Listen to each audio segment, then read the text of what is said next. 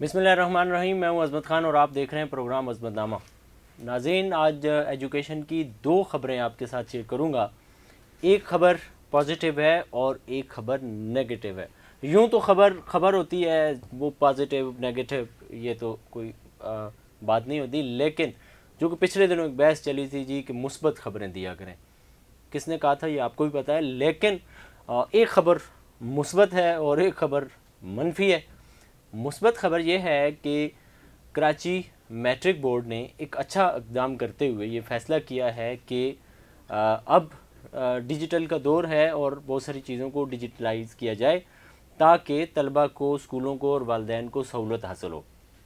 तो matric board ने इस बार एग्ज़ाम 2023 जो होंगे उनके लिए इनरोलमेंट कार्ड जो हैं वो ऑनलाइन कर दिए हैं।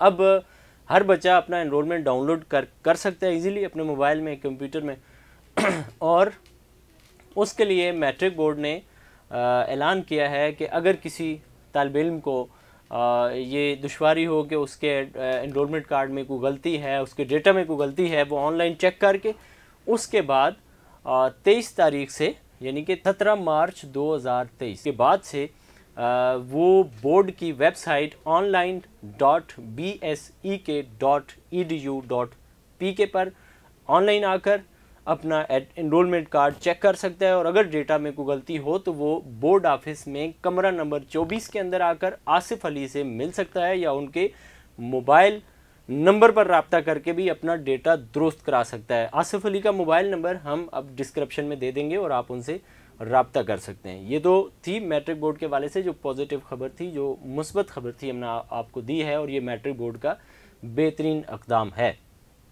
इसके अलावा दूसरी खबर ये है कि जामिया उर्दू, जिसके हमेशा ही नेगेटिव खबरें आती हैं, पॉजिटिव खबरें वहाँ से कम ही आती हैं। और नेगेटिव खबर ये है कि एक रोज़ कबल जामिया उर्दू अब्दुल हक कैंपस में दो तलबा तंजीमों के माबैन लड़ाई हुई और फिर इस कदर लड़ाई हुई कि जो सिक्योरिटी गार्ड जामिया उर्दू के अब्दुल हक कैंपस के इस तलबा के दोनों जत्थों को रुकवाने के लिए मैदान में आए, उनमें से गार्डों पर भी हमला किया गया और उनमें से गार्ड ज़ख्मी भी हुए हैं, जिस पर आज डॉक्टर ज़रीना अली रजिस्ट्रार, कायम मकाम रजिस्ट्रार ने एक नोटिफिकेशन जारी किया है और ता हुक्म सानी तलबा की गैर तदरीसी और गैर निसाबी सरगर्मियों पर पाबंदी आयद कर दी है।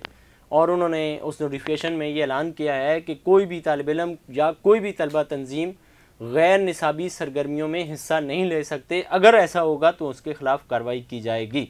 इसी के साथ अपने मेज़बान अज़मत ख़ान को दीजिए इजाज़त। अल्लाह ने के बाद।